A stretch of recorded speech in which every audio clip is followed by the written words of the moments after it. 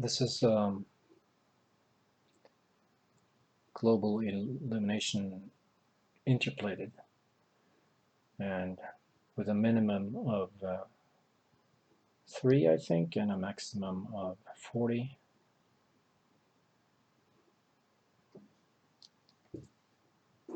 And the rays are set to like something like 250, and the secondary rays are also like 250, something like that. So nothing all that special. So there are just some added lights in this area. Those are, I think, those are area lights. I'll give you a link, by the way, to where you can download the scene, or not the scene, but the object. So this object came with textures, but I was like, I don't really need them, and I want to tweak all the entire surface at once. And what I did was, so I just merged everything down to one surface, and I added, what did I add? I added Fresnel, so it was Steepon's Fresnel, and that's it really, and it looks pretty good. But I mean, you can get away with not using GI, but it really depends. Skipping using GI is usually better for really dark objects, and this one is quite bright, so I think absolutely you should have used GI for this kind of stuff. Of course, that is going to affect render time, but then for a scene like this, you could probably use cached GI anyway. So I'm not going to go into the scene setup and stuff, but cached GI. So even though I thought this was good, I didn't really think it was good enough. So I made some tweaks in post, and there are different ways to go about that.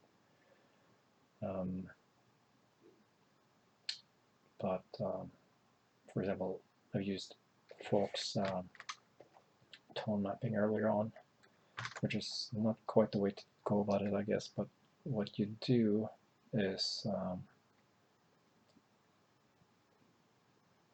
let's just merge this.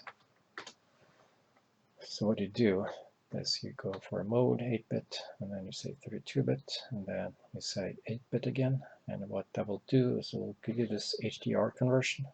So this is Fox HDR. You'll go to local adaptation, and we'll start to tweak this stuff. And that will give you some, well, interesting results, I should say. So it's kind of like up to you.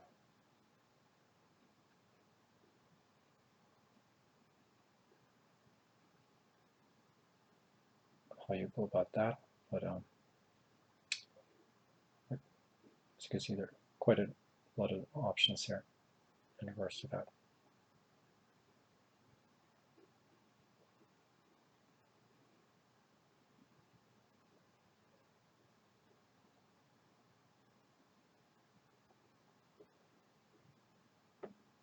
And then you could, now it's quite yellow, so would probably desaturate it quite a bit. So you can see that that actually is quite a big difference. So if I just undo some steps here, we'll see that. Okay, we'll see that this is quite a big difference. So this looks like a render, and this looks much more real. I'm just going to revert to that original. So that's one way to go about it, to add detail that you don't really have.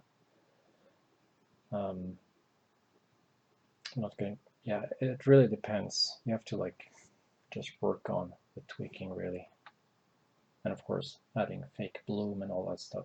So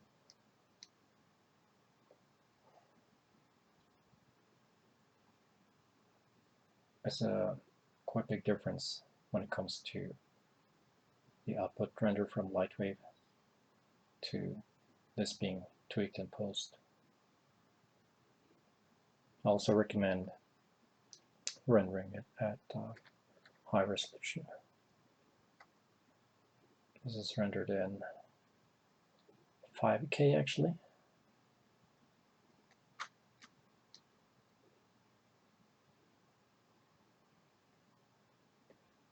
So adding the windows here, it's kind of like important. It does make it more believable. Now it looks boring. Now it looks cool. Chromatic aberration is also something to consider. Again, windows.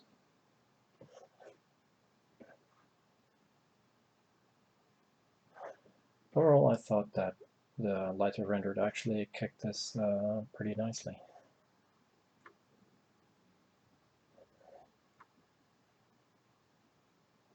This is rendered in 11.6, and of course you could get the same result or better in LightWave 2020.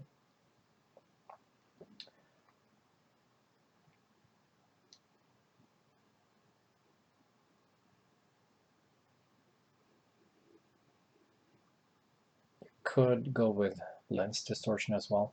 Sometimes that's good for, well, realism.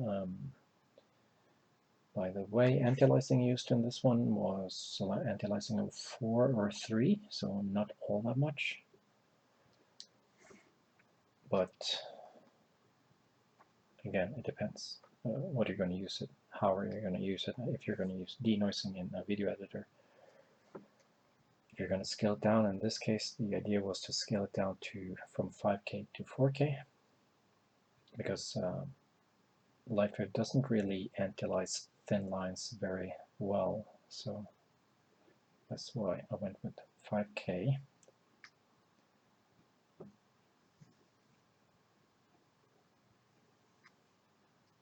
Yeah, yeah. So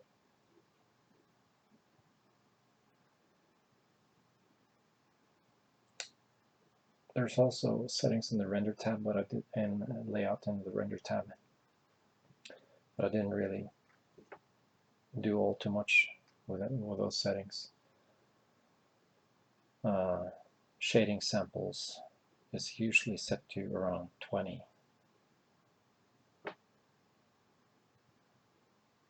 They, by default, they're too low, in my opinion, shading samples in LightWave.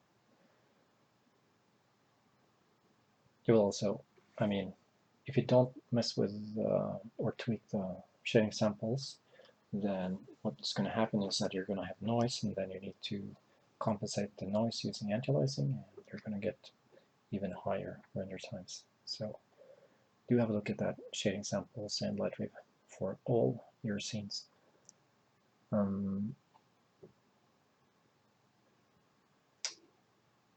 Yeah, so lens correction in this case is not lens correction. We're going to add lens distortion. So this is actually something you also should consider, and it will take care slightly of those straight lines, so you're not going to have a problem.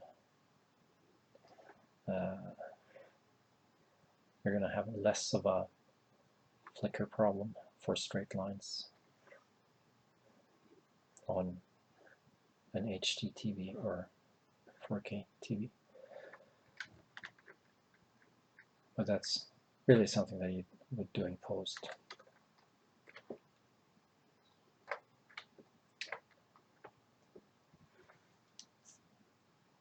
Yeah, just some comments on this. So really just a distant light here, and I think there's another one beneath. So I tweaked the original scene, the LightWave 8 scene. Turn down all the lights a ton, and so it's really quite simple. In this case, it's really about tweaking it in post using GI, not background radiosity in this case. That's gonna look poor.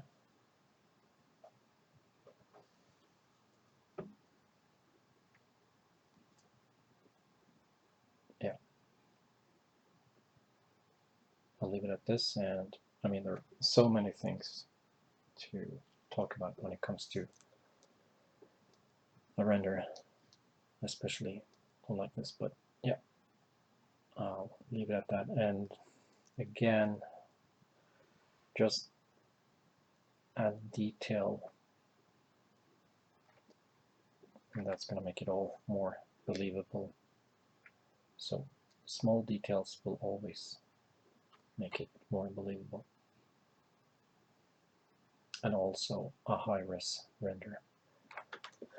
I could even consider rendering this in 6K, but yeah.